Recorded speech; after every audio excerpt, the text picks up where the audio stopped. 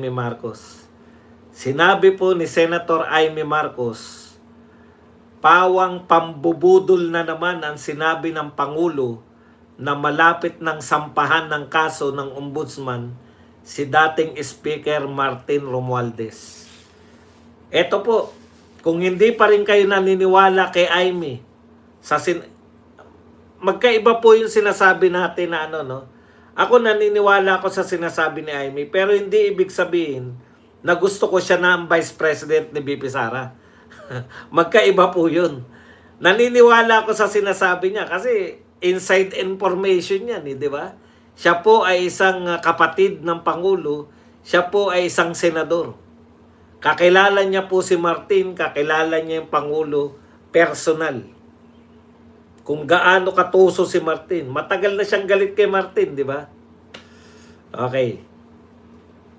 Budol lang daw yung sinasabi ni BBM na malapit ng sampahan ng kaso ng ombudsman si dating Speaker Martin Romualdez.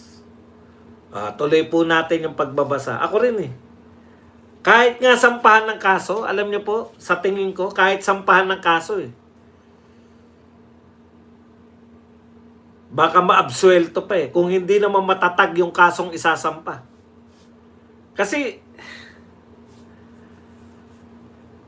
alam nyo kung pinadaan nyo yan sa Blue Ribbon, nakikita ng taong bayan kung paano po na kikreate yung kaso. Tignan nyo si Napoles, dumaan po sa Senate Blue Ribbon Committee yun eh. Hanggang ngayon nakakulong. Tuloy po natin. Nakakapagtaka lang na kung gaano kabilis maghain ng kaso laban sa mga senador na tutol sa administrasyon ay siya namang kay kupad na hostisyang mag-aproba at magrekomenda ng hatol para sa mga kilalang kaalyado ng pamahalaan. Correct na correct. Ang bilis lang po nung kay Marcoleta eh. 'Di ba? Nung pinag-uusapan po yung nung siya po yung Blue Ribbon, wala pa pong pinag-uusapan na kaso ni Marcoleta. Ang bilis na kagawa ng kaso ni Marcoleta, ang bilis na sampahan, ang bilis mapakulong. Si Martin po, buhat po na nagsimula itong investigasyon sa flood control.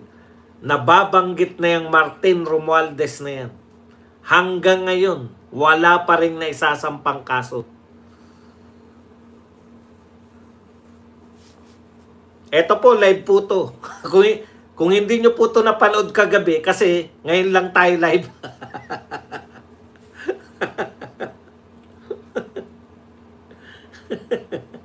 Paano nyo to mapapanood kagabi eh? Ngayon lang tayo nag-live. Okay. Nakakapagtakala yan. Ito ang matinding sinabi ni Amy Marcos. Kung sakali man na nasampahan ng kaso si Martin Romualdez, ito ang sundot niya, no? Hindi mag-isa si Martin Romualdez sa malawakang korupsyon ng pera at kapangyarihan. Hindi siya ang simula at hindi siya ang dulo. At kung siya ang ipipilit, ibig bang sabihin pinatakbo niyang mag-isa ang gobyernong ito? Anyari na sa mahiya naman kayo, ligtas pa rin naman ang mga walang ya. Opo, totoo po, ito po ay sabwatan, ito po ay sindikato. Hindi nyo po pwede na si Martin lang at ililigtas nyo yung iba. Pangunahin po niyang kasabwat dyan kung si Martin po ang ididiin natin. Paano po yung mga taga-DPWH? Lahat po yan, hindi po imposible. Sila po nagpatupad ng... Alam niyo po ba dadaan niya sa DPWH? Sino po ang pumirma? Mga taga-DPWH po yan. Mula kay Bunuan, pababa po hanggang sa mga district engineer. Kung meron pong anomalya at si Martin lang po yung inyong tutukuyin, imposible pong magawa yan ni Martin na hindi pinadaan sa DPWH. Pondo po ng DPWH ang karamihan, majority. Kasi sa sobrang takaw nila, pati yung pondo ng iba, nilagay dyan sa flood control. Tulad ng PhilHealth, PDIC, etc. etc. Di pa natin alam kung ano na nangyari sa Maharlikapan. Na ang nagtutulak din nun, si Martin Romualdez din. Okay. Paano yung mga nagre-release ng pondo? Hindi na po DPWH yun, DBM. Hindi ba sila kasama? Hindi sila kasabwat? Di ba? Parang imposible, no? Hindi kasabwat yung mga nagre-release ng pera? Oh. Paano yung mga tauhan ni Marcos mismo, taga Malacanang? Yung Olaybar na laging nababanggit. Yung Bersamin na laging nababanggit. Bakit wala pong investigasyon sa kanila? Bakit hindi po sila makakasuhan? Yung nagre-release po ng pera, DBM, si Pangandaman. Bakit po parang walang usapin na makakasuhan? Tama si Amy, hindi si Martin. Hindi lang mag-isa si Martin. Imposibleng hindi nila kasama. At ito po, imposible din. 1,600 po tayo. 449 lang po ang nagla-likes. Mag-likes po tayo. Likes po tayo. Imposible pong walang kasabwat dito sa DBM. Imposibleng walang kasabwat mula po sa Malacanang. Yung mga may kagagawan po ng paglilipat-lipat niya, si Ralph Recto, wala rin siyang wala siyang kinalaman dyan. Imposible naman.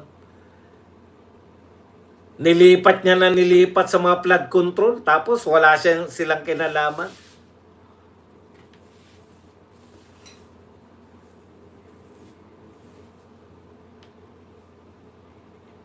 Yung mahiya naman kayo. Talagang mahiya kayo. Bakit si Martin lang?